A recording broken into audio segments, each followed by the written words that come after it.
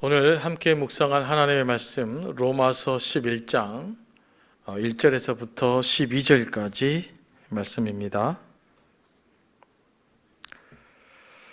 한 절씩 교독합니다. 그러면 내가 묻습니다. 하나님께서 자기 백성을 버리신 것은 아닙니까? 그럴 수 없습니다. 나도 이스라엘 사람이요 아브라함의 후손이요 베냐민 지파에 속한 사람입니다.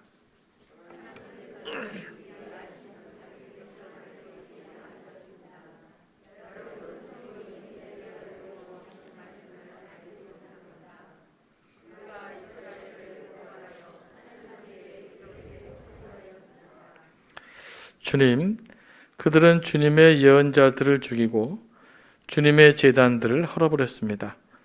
남은 것은 나 혼자밖에 없는데 그들은 내 목숨마저 찾고 있습니다.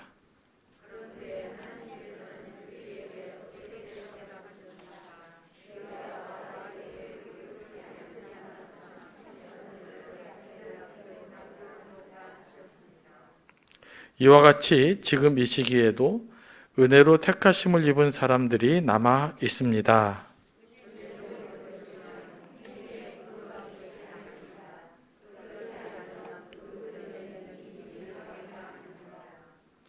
그러면 무슨 결과가 생겼습니까?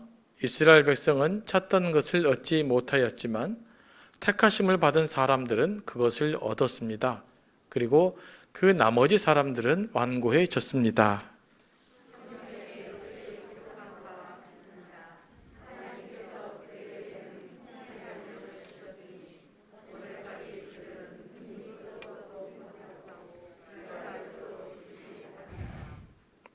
다윗도 다음과 같이 말하였습니다.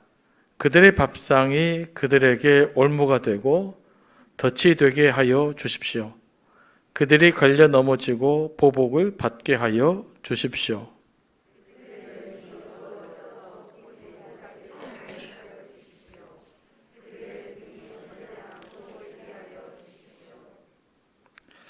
그러면 내가 묻습니다.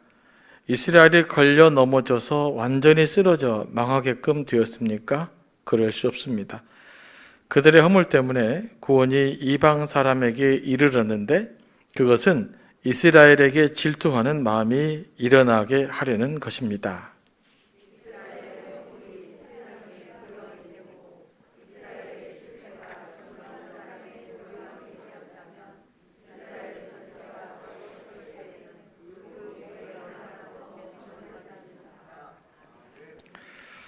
말씀을 위해서 다시 한번 기도합니다. 성령 하나님, 이 시간도 우리를 감동하여 주시고 말씀을 잘 깨달아 우리의 영적인 양식이 되게 하여 주옵소서. 예수님의 이름으로 기도합니다. 아멘. 이스라엘 백성들의 비극은 자신들의 생각에 갇혀서 복음에 순종하지 못했다는 데 있습니다. 하나님께서 복음을 통해서 이스라엘 백성들에게 손을 내밀었지만 이스라엘 백성들은 그 손을 붙잡지 않았습니다. 그래서 구원의 은총에서 멀어지게 된 겁니다. 과거의 선조들이 그랬던 것처럼 말입니다. 율법주의자들의 가장 큰 문제는 자기의입니다. 자기의. 자기의에 빠지게 되면 제 문제는 뭐냐면 자기의가 절대 기준이 되어버리기 때문에 말씀이 들리지 않는다는 것입니다.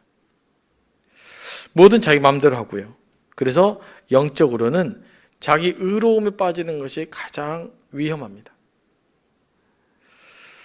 유대인들은 대체로 율법과 행위를 통해서 구원을 받을 수 있다고 생각했습니다. 하지만 바울은 그렇게 말하지 않고 있죠. 오직 우리는 은혜로 예수 그리스도를 믿음으로 구원받을 수 있다는 메시지를 전했습니다. 그래서 율법과 행위를 통해서 구원받을 수 있다는 그 유대인들의 완고함은 그리스도의 복음을 받아들이지 못하게 한 겁니다. 그러면 이제 이런 질문이 나올 수가 있죠. 유대인들이 결국 예수를 안 믿는다는 것은 뭐냐? 하나님이 자기 백성을 버렸기 때문이 아니냐라는 질문이 나올 수 있다. 이 질문에 이제 사도는 뭐라고 말합니까? 그러니까 사도 바울의 오늘 11장, 10장도 그렇지만 그 스타일이 어떤 거요? 이런 질문이 나온다면 이렇게 대답하겠다. 이런 그 구조로 말씀을 전하고 있죠. 그러니까 사람들이 생각할 수 있는 의문들, 그러니까 유대인들이 생각할 수 있는 질문들을 사도 바울이 끄집어내서 거기에서 답을 해 주는 겁니다. 자, 1절 말씀입니다. 그러면 내가 묻습니다. 하나님께서 자기 백성을 버리시는 것은 아닙니까? 그럴 수 없습니다. 나도 이스라엘 사람이요 아브라함의 후손이요 베냐민 지파에 속한 사람입니다.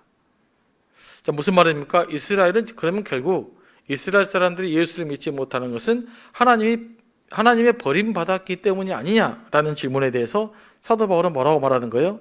그렇지 않다라는 거예요. 그럴 수 없다는 것입니다. 지금까지의 논리에 따르면 하나님이 유대인을 모두 버린 것은 아니다. 사실 엄밀하게 말하면 하나님이 유대인을 버리는 것이 아니라 유대인들이 하나님을 거부한 것입니다. 하나님이 유대인을 버리지 않았다는 것을 증거하기 위해서 사도 바울은 먼저 자기 자신을 예로 듭니다. 내가 예수를 믿고 복음을 전하는 바울 자신도 나도 유대인이다. 그러니까 하나님 유대인을 다 버리는 것은 아니다. 이야기하고 있는 것이죠. 나도 이스라엘 사람이요 아브라함의 후손이요 베냐민 지파에 속한 사람입니다. 라는 말은 뭐예요? 내가 정통 유대인입니다. 내가 정통 유대인인데 그런 나도 예수를 믿고 구원받은 자가 되었습니다. 그러므로 하나님께서 유대인들을 모두 버린 것은 아닙니다. 라고 이야기하고 있는 거예요. 2절 말씀입니다. 하나님께서는 미리 아신 자기 백성을 버리지 않으셨습니다. 여러분은 성경이 엘리야를 두고 하신 말씀을 알지 못합니까? 그가 이스라엘을 고발하여 하나님께 이렇게 호소하였습니다. 이번에는 바울이 누구를 예로 들고 있어요? 구약의 그 위대한 선지자 엘리야를 예로 들고 있습니다. 자, 3절과 4절 말씀 다 같이 한번 읽어볼까요? 시작. 주님, 그들은 주님의 예언자들을 죽이고 주님의 제단들을 헐어버렸습니다. 남은 것은 나 혼자밖에 없는데 그들은 내 목숨마저 찾고 있습니다. 그런데 하나님께서는 그에게 어떻게 대답하셨습니까? 내가 바알에게 무릎을 꿇지 않는 사람 7,000명을 내 앞에 남겨두었다 하셨습니다. 자, 이 3절과 4절 말씀의 배경이 이해되시죠? 무슨 일이었습니까? 엘리야가 이제 갈멜산에서 바알과 아세라를 섬기는 선지자 850명을 불러서 850대 1의 대결을 벌입니다. 누가 믿은 신이 진짜 신인지 참 신인지 그걸 보여주자는 거예요. 그래서 그때 이제 불로응답하시는 분이 참 하나님이다 라는 그 이야기를 하면서 대결을 벌이죠. 그때 하나님께서 불로 역사하셔서 여호와 하나님이 살아계셔서 역사하시는 분이라는 것을 이스라엘 백성들에게 보여주었습니다. 그리고 엘리야는 바알과 아세라 섬기는 선지자들을 다 기손 시내에서 죽였어요. 그랬는데 그렇다고 해서 하나님의 뜻이 이스라엘에 확 이렇게 나타나거나 이세벨이 회개를 하거나 그러지 않았어요. 이 소식을 들은 이세벨이 바알과 아세라를 섬기고 있었죠. 그런데 눈 하나 깜짝하지 않아요. 오히려 화를 내서 야, 저 여호와 하나님 섬기는 제사 다 죽여라. 그리고 엘리야도 잡아 죽여라. 라고 이야기를 해요. 그러니까 하나님의 역사가 일어났는데 그 역사를 보고 이스라엘 백성들이 회개하고 막 그렇게 한 것이 아니라 오히려 이세벨은 눈 하나 깜짝하지 않고 저 엘리야를 차라리 잡아 죽여라라고 명령을 내리게 되죠. 사실 엘리야 입장에서 얼마나 낙담하겠어요. 얼마나 엄청난 일이 벌어졌습니까? 그런데 이제 이세벨이 자기를 죽이란다는 말이죠. 낙담한 엘리야가 이제 로뎀 나무로 건너가서 자다가 죽으려고 했잖아요. 잠을 자다가 그냥 자다가 죽어버렸으면 좋겠습니다. 라고 이제 자고 있는데 하나님이 엘리야를 죽게 놔두겠습니까? 엘리야를 어루만져 주시고 깨워 주시고 회복시켜서 다시 호렙산으로 가라고 말하죠. 호렙산에서 엘리야가 하나님을 새롭게 만납니다. 세미한 음성 중 하나님을 만나게 되어지는데 그때 엘리야가 했던 말이에요. 열왕상 19장 10절 말씀인데요. 이렇게 말합니다. 내가 만군의 여호와께 열심히 유배하오니 이는 이스라엘 자손이 주의 언약을 버리고 주의 제단을 헐며 칼로 주의 선지자들을 죽였음이오며 오직 나만 남았거늘 내 생명을 찾아 빼앗으려 하나이다. 그때 하나님 뭐라고 말씀하십니까? 무슨 소리? 내가 바알에게 무릎을 꿇지 않는 7,000명을 남겨두었다. 아직 네가 보기에는 다 이 세상이 끝난 것 같지만, 이스라엘 백성들은 다 타락한 것 같지만, 하나님 지키는 사람 한 명도 없는 것처럼 보이지만 그렇지 않다. 내가 7,000명을 남겨두었다라고 말합니다.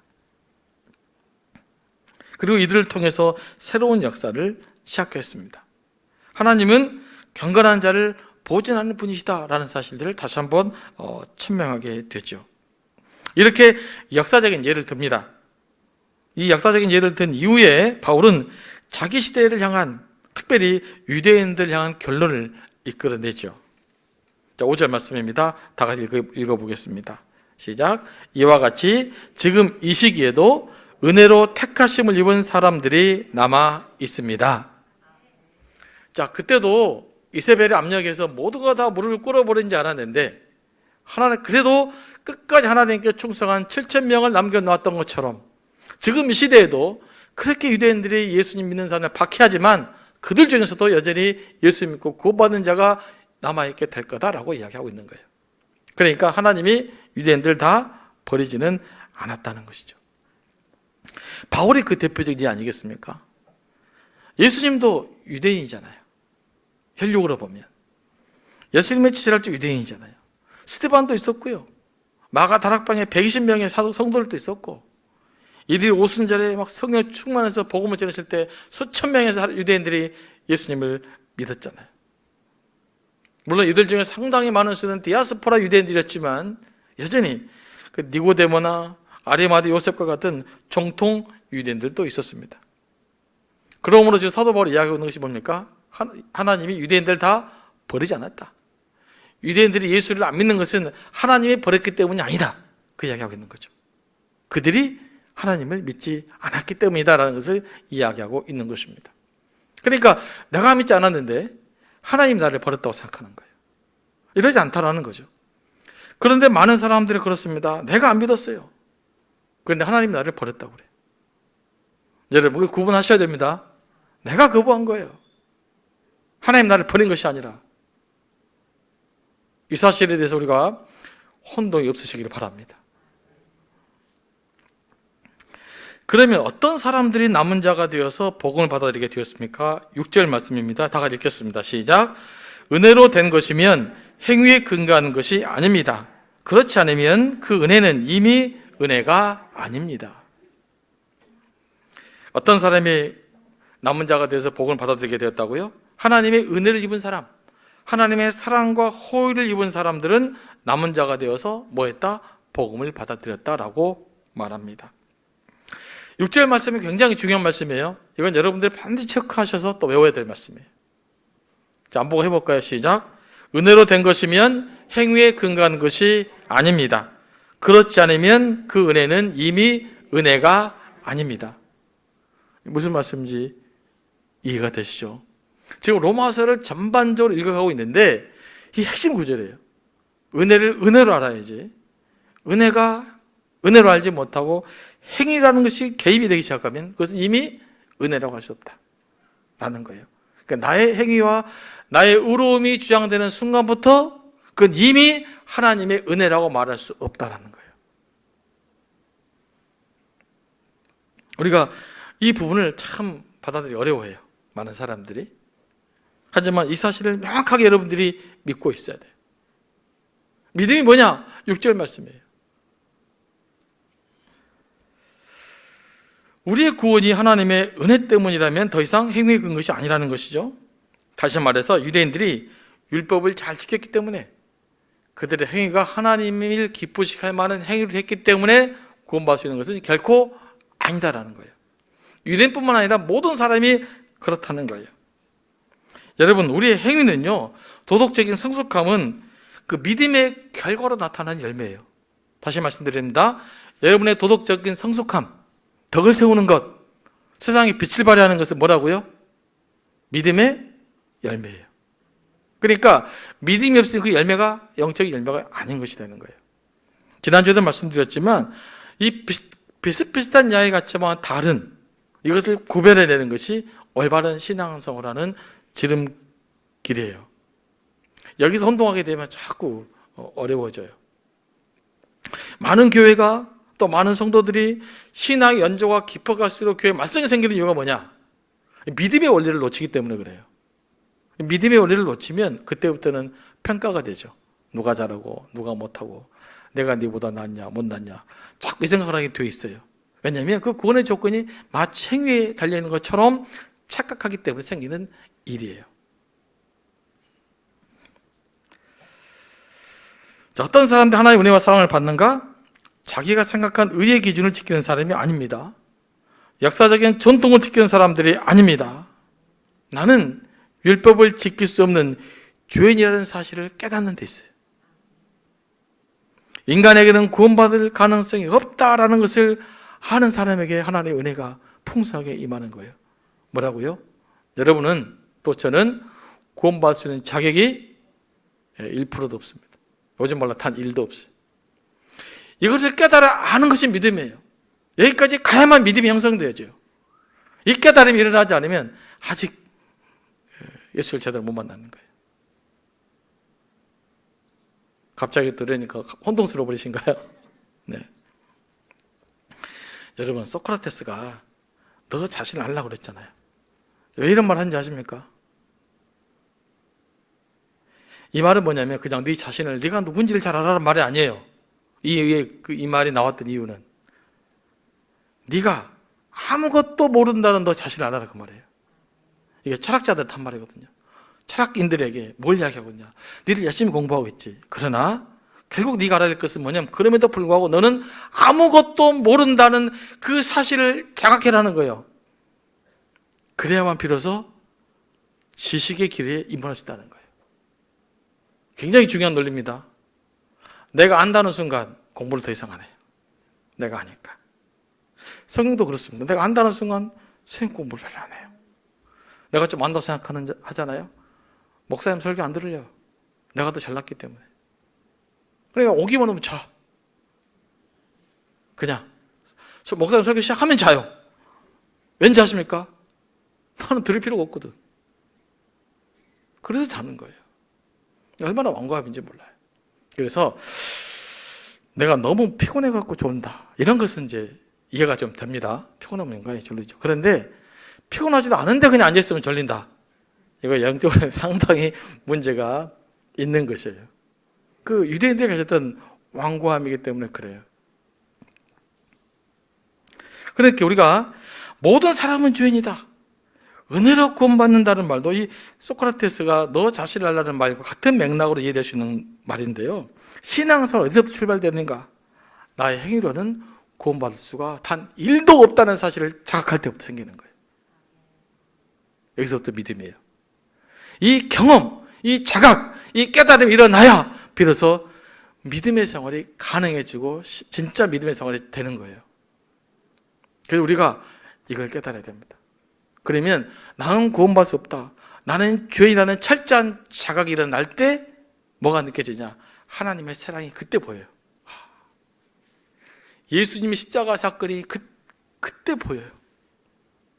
그래서 내가 처음에는 내 의지로 예수를 믿고 입으로 고백하지만 마지막 단계는 더 깊은 나는 정말로 하나님 앞에 죄인이라는 자각이 일어날 때 비로소 하나님의 사랑과 십자가 사건이 내 삶의 문제로 다가오는 거예요. 그래서 나는 아무것도 아니라는 죄인에 대한 자각이 그래서 필요한 거예요. 우리는 철저하게 이 사실 앞에 놓여질 때까지 내려가야 돼요. 이 말은 당신들은 죄인입니다라는 비난이 아니에요. 그 자각이 반드시 필요하다는 거예요. 내가 죄인이라는 사실을 몸소리치게 느껴지면 복음을 예수 그리스도를 찾을 수밖에 없어요. 그렇잖아요. 누가 내 문제를 해결해 주겠어요? 내게는 가능성이 1도 없는데. 그러면 오직 하나님만 향할 수밖에 없는 거 아니겠어요? 그래서 내가 하나님 앞에 죄인이라고 하는 사실을 깊이 자각하는 것이 그렇게도 중요하고 이 로마서는 매일 그 이야기만 하고 있는 거잖아요. 지금까지. 로마서에만 이야기하고 있는 것이 아니라 갈라디아서도 맨 이야기만 하고 있어요. 그러니까 사도 바울이 주로 이야기만 하고 있는 거거든요. 왜냐하면 사도 바울이 예수 그리스도를 만난 경험 자체가 바로 그 순간에서 만났기 때문에 그래요. 이게 너무너무 중요한 거예요. 그냥 대충 그냥 지식이 아니라 이 사실을 몸소리째 깨달을 때 하나님을 제대로 알 수 있다라는 이 사도 바울의 깊은 경험 속에서 나온 이야기인 것입니다. 그래서 그냥 죄인, 은혜, 믿음, 이것은 뭐냐면 인간 본성에 대한 자각이 일어난다는 것을 의미해요. 뭐라고요? 인간 본성에 대한 자각이 일어나면 죄인, 은혜, 믿음을 이야기할 수밖에 없어요. 이 말은 여러분 단순히 행위가 중요하지 않다는 말이 아니에요. 그렇게 이해하면 사도 바울의 그 믿음의 이야기를 잘못 이해한 것입니다. 이왕이면 도덕적으로 살아야 돼요. 이왕이면 선하게 살아야 돼요. 이왕이면 세상에 빛이 돼야 돼요. 그런데 그렇다고 해서 인간의 본성이 바뀌었느냐? 내가 남에게 좀 선한 일을 베푸른다고 해서 내 인간 본성이 바뀌더냐라는 말이에요. 여러분 바뀌었어요? 저는 안 바뀌더라고요. 제가 처음에 이제 미국에 유학했잖아요. 린츠버그라는 도시가 아주 종교적인 도시예요. 인구가 그 당시 6만 명인데 그 중에 제일 큰 교회가 2만 명이에요. 그러니까 얼마나 대단한 교회 알겠죠. 다 친절해요. 크리스찬인들이니까. 그래서 미국 사람은 참 착하다, 참 신실하다, 배워야 된다 이렇게 생각했거든요. 근데 교통사고가 나보니까 똑같더라고요. 네. 교통사고 났어요. 제 아는 목사님이 뒤에서 그 어떤 미국 백인 여자애가 받았어요. 그래서 그 이제 울면서 죄송해요. 제가 다 보험 처리해 드릴게요. 전화번호 다 적어갔어요. 근데 그날 저녁에 그 여자의 부모랑 같이 이 목사님 찾아온 거예요. 앞에 목사님이 급브레이크를 잡아가지고 자기 딸이 어쩔 수 없이 받으셨는데 협박을 했다는 거예요. 그래가지고 오히려 큰 소리 치면서 학교 똑바로 다니려면 똑바로 하세요. 충고 주고 갔어요. 그게 너무 억울하잖아요. 그래서 우리 교회 이제 그 한국 교수님이 계셔서 찾아갔죠. 억울하니까. 그랬더니 그분이 뭐라고 그러냐. 참으세요. 이런 일 잘 일어납니다. 그러면서 이야기 하더라고요. 평상시에 미국 사람들 착한데 손해보면 똑같아요. 더 무섭습니다. 평소에 조심하세요. 그러시더라고요. 제가 그때 깨달았습니다. 여러분 좋고 나이 살 때는요 서로 좋을 때 그래요. 서로 좋을 때. 근데 제가 여러분에게 조금만 상처 줬다고 생각해 보세요. 지금 제 말도 안 듣고 여기 안 앉았을 거잖아요. 지금 우리가 그렇다니까요. 내가 선한 것 같은데 별별 없어요. 그런데 내가 조금 예수 믿는 점 믿었다고 그냥 교회 좀 열심히 나왔다고 뭐 그러면 되겠어요? 그러지 않습니까? 그런데 유대인들이 자기들 무슨 율법을 지키면 뭐 얼마나 선하게 될 것처럼 막 복잡한 그냥 막 수백 가지 그냥 규정을 만들어 놓고 자기들도 못 지키면서 그거 못 지켰다고 비난하고 그러면 되겠냐 말이에요. 그래 갖고는 가망성이 없다. 그러니까 새로운 경신이 필요해요. 새로운 은혜가 필요해요. 지금까지 우리의 본성적 삶과는 다른 어떤 전적인 하나님의 사랑과 은혜가 필요해요.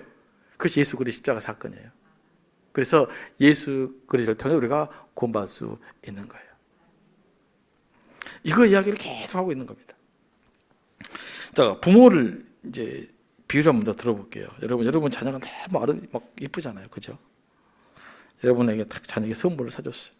그러면 그 아이가 여러분의 자녀가 여러분에게 뭘 해서 사준 겁니까? 아, 얘가 내 신발을 닦아줘서 사줬다. 뭐 그럽니까? 그냥 가다가 아이 생각나면 아이스크림집 가가지고 아이스크림 사가잖아요. 뭐예요? 그냥 사랑하기 때문에 베푸는 호의인 것이죠. 그러면 그 자녀는 뭐렇게 생각할까요? 엄마, 아빠 고맙습니다 그래야지. 아이스크림 받아 내가 뭐 해야 되죠? 사게 해줄까요? 그것도 좋긴 하지만 날마다 그래 보십시오. 그거 별로 안 좋아요. 어린아이 해야 될 일은 뭐냐면 그 부모님의 사랑은 자발적인 것이죠. 내가 뭘 해서 뭐 준 거 아니잖아요. 여러분이 자녀가 뭘 막 했기 때문에 꼭 그래서 해준 건 아니잖아요. 왜 여러분들 자녀가 잘 되기를 바랍니까? 여러분 자녀가 안 돼. 왜 마음이 아파요? 내가 해줄 수 있는데 못 해주니까 마음 아픈 거 아니겠어요? 그 원리로 믿음의 원리 생각하시면 돼요. 하나님 왜 우리를 사랑하시는가? 내가 뭘 잘했기 때문에, 내가 무슨 선을 베풀었기 때문이 아니라 우리를 사랑하기 때문에 베풀어 주신 하나님의 은혜라는 사실입니다. 이 사실을 우리가 깊이 깨달아야 돼요. 하나님이 우리에게 원하는 것은요, 내가 어떤 노력도 중요하지만 그보다 더 중요한 것은 부모와 자녀가 누리시는 친밀감이에요. 하나님은 여러분이 하나님을 우리 아버지로 고백해 주기를 바라요. 아버지로 인정해 주기를 바라요. 하나님의 사랑은 사랑인 줄 알고 받아들여 주기를 바라요. 그 말이 바로 은혜라는 말이에요. 그런데 하나님의 사랑을 자꾸 세상적인 방법으로 계산하고 측정하고 그래갖고는 답이 안 나온다는 것이죠.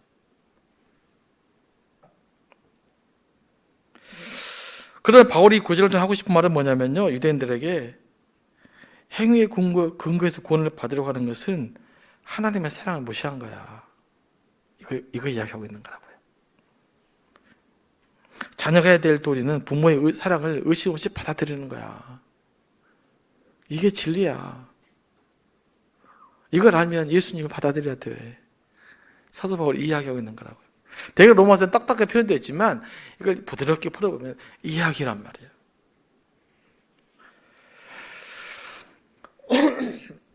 죄송합니다. 7절 말씀입니다. 자, 그러면 무슨 결과가 생겼습니까? 이스라엘 백성은 찾던 것을 얻지 못했지만 택하심을 받은 사람들은 그것을 얻었습니다. 그리고 그 나머지 사람들은 완고해졌습니다.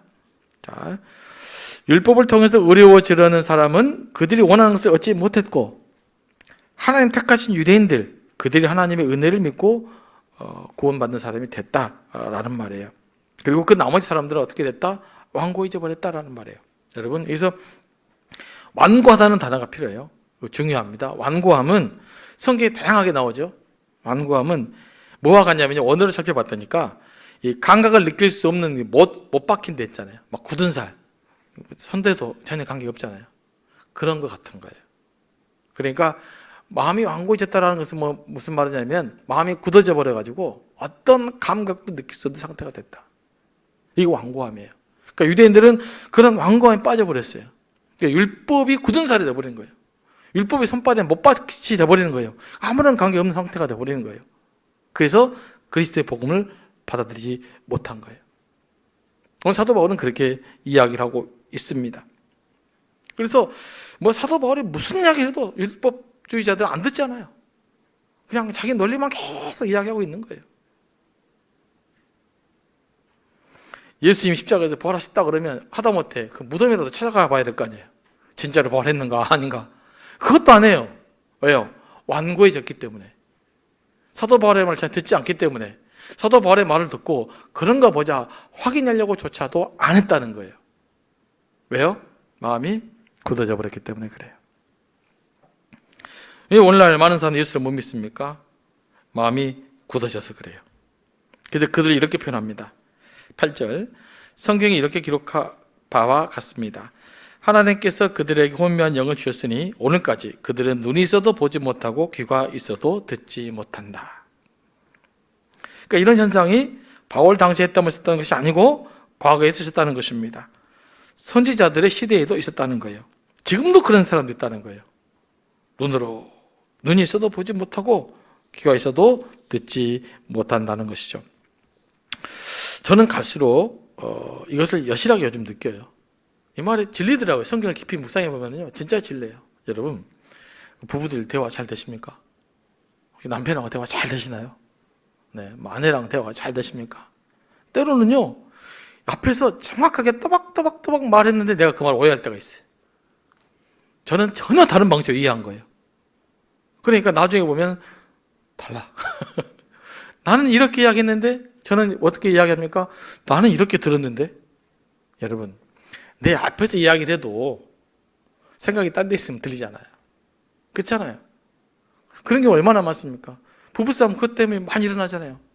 나는 이렇게 말했는데 네가 언제 그렇게 하겠냐? 그러고 나는 이렇게 이야기했는데 나는 그렇게 말 안 했는데. 이 부부 사이에 그렇게 몇 년을 동안 같이 사는 사람도 대화가 안 된다니까요. 왜 그래요? 그 상대방이 집중 안 해서 그래요.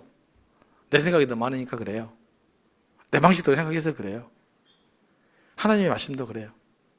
세상적으로 내 방식대로 생각하니까, 내 관념에 사로잡혀 있는가, 하나님의 말씀이 안 들리는 거예요. 그래서 하나님의 말씀이 안 들릴 때는 내 안에 완고함이 있다 하고 그것을 이렇게 버리시는 훈련들을 하셔야 됩니다. 자, 9절, 10절 말씀은 다윗을 예인데요. 다윗도 다음과 같이 말하였습니다. 그들의 밥상이 그들에게 올무가 되고 덫이 되게 하여 주십시오. 그들이 걸려 넘어지고 보복을 받게 하여 주십시오. 그들의 눈이 어두워져서 보지 못하게 되도록 하여 주십시오. 그것의 등이 언제나 굽어 있게 하여 주십시오. 이 말은 뭐냐면요, 다윗은 하나님을 거역하고 다윗을 핍박하는 사람들 위해서 이제 향해서 이렇게 기도하고 있는 거예요. 하나님, 저 인간들 그냥 저대로 망했으면 좋겠습니다. 그런 이야기죠. 여기서 이제 그들의 밥상이 그들의 올무가 되고 덫이 되게 해달라는 말은 뭐냐면요, 다윗을 핍박하고 하나님을 거역하는 사람들이 막 잔치를 벌이고 앉아서 이렇게 살면 된다라고 즐기고 있는 거예요. 근데 그렇게 즐기다가 망하게 되게 해주세요, 이렇게 기도하고 있는 거예요. 지금 10절도 그런 맥락이죠. 왜 이런 이야기를 바울이 이야기한 걸까요? 엘리야를 예를 들었고 이제 다윗의 예로 들어가잖아요. 자, 유대인을 핍박한 사람이, 다윗을 주로 핍박했던 사람들이 이방인입니까? 유대인입니까? 이때 다윗을 핍박하는 사람들은 주로 유대인이었죠. 그렇죠? 유대인들이 유대인을 핍박한 거예요. 그래서 이때 다윗을 거역하고 하나님을 반역했던 사람들이 유대인입니까? 이방인입니까? 유대인이에요. 그러니까 유대인이라고 다 구원받는 것은 아니다, 이 이야기를 다윗의 그 사건을 통해서 이야기하고 있는 겁니다. 이것은 또한 이스라엘 백성의 그 잘못된 선민의식을 지적하고 있는 말이에요. 하나님 우리를 선택했다. 그래서 유대인들은 하나님이 어떤 식으로든 자기를 구해해 줄 거라고 생각을 했어요. 율법을 지키다가 뭐 지키든 못 지키든 율법주의자들은요, 자기들은 구원받을 거라고 확신하고 살았어요. 사도 바울이 보기에는 율법의 기준에도 못 미치는데 자기들은 굉장히 오만해가지고 하나님 자기들 구원할 거라고 생각했단 말이에요. 그러니까 예수가 필요 없는 거죠. 이것이 바로 잘못된 선민의식 때문이다 라는 것을 지금 사도 바울이 죄송합니다, 이 구절을 통해 하고 있는 거예요. 그러니까 과거 신분, 전통, 어떤 집단에 속했는가와 구원은 관계없다라는 말입니다. 유대인이라고 구원이 자동적으로 임하느냐? 관계없다는 거예요. 혈통으로 구원받을 수 있는 것은 아니라는 거예요. 무엇으로 구원을 받는가? 하나님 은혜로, 믿음으로, 예수 그리스도를 받아들임으로 구원을 받는다라는 것을 이야기하고 있습니다. 그러니까 이 말씀들이 지금 사도 바울이 계속해서 한 이야기는 뭐냐면요, 이스라엘 백성 전체가 구원을 받는 것이 아니라 하나님을 믿는 신실한 이스라엘, 참 이스라엘 백성이 구원을 받게 된다라고 이야기하고 있어요. 자, 이것을 강조한 선지자가 에스겔이에요. 14장 14절을 보겠습니다. 에스겔 14장 14절인데요. 자, PPT 다 읽어볼까요? 시작. 비록 노아, 다니엘, 욥 이 세 사람이 거기에 있을지라도 그들은 자기의 공의로 자기의 생명만 건지리라. 나 주 여호와의 말이니라. 노아 같은 의인이 있고 다니엘 같은 의인이 있고 욥과 같은 의인이 있다고 해도 그 사람들 때문에 다른 사람들이 구원받을 수 있는 것은 아니다, 이 말이에요. 그 의인들은 자기들만 구원받는다는 거예요. 그러면 어떤 사람이 구원받을 수 있는가? 노아와 다니엘과 욥처럼 하나님을 신실하게 믿는 사람들이 구원을 받는 것이지, 내 주변에, 내 가족에, 내 환경 속에 그 어떤 인물이, 그 어떤 위대한 인물이 있다 그래도 그것 때문에 구원받을 수는 없다라는 말이에요. 이 말은 다시 무슨 말이냐면요, 이스라엘 백성들이 당신들이 아브라함의 자손이라는 것만으로도 구원받을 수 있는 것은 아니다라는 거예요. 뭐가 필요하다? 개인적 결단, 개인적으로 하나님을 믿고 고백하고 그분을 따르고자 하는 결단이 있을 때 구원의 역사가 임한다, 이 말이에요. 그런데 유대인들은 아브라함의 자손이라는 것 때문에, 내가 이스라엘 백성이라는 것 때문에, 율법을 지금 지키고 있다는 사실 때문에 구원이 보장된다고 생각을 했어요. 그런데 사도 바울은 그것이 아니다라고 이야기하고 있어요. 우리가 구원받을 수 있는 것은 그런 행위가 아니라 하나님의 은혜 때문이다. 하나님의 은혜가 임해서 예수 그리스도를 나의 구주는 하나님으로 받아들이는 사람이 구원을 받는 것이다 라고 계속 이야기하고 있는 것입니다. 이 로마서 말씀이 정말 깊이 생각 맞아요. 삶을 들여다보면 들여다볼수록 내 삶을 바라보면 바라볼수록 그냥 너무나 맞아요. 말이. 성경은 좀 거칠지만 언어 투박하잖아요, 말이. 그러나 맞아요. 시적인 언어로 화려하지도 않아요. 얼마나 거친지 몰라요, 언어가. 하지만 맞단 말이에요. 내 인생을 묵상하면서 바라보면, 여러분 삶을 묵상해서 바라보면 너무나 맞지 않아요? 그러니까 이 너무나 맞는 말이 예수를 또 안 믿는 사람들에게는 이해가 안 되는 거예요. 그래서 여러분들은 예수 믿게 되었다는 사실들이 감사해야 됩니다. 자, 이제 마지막 결론 내립니다. 그러면 내가 묻습니다. 이스라엘이 걸려 넘어져서 완전히 쓰러져 망하게끔 되었습니까? 그럴 수 없습니다. 그들의 허물 때문에 구원이 이방 사람에게 이르렀는데 이것은 이스라엘에게 질투하는 마음이 일어나게 하려는 것입니다.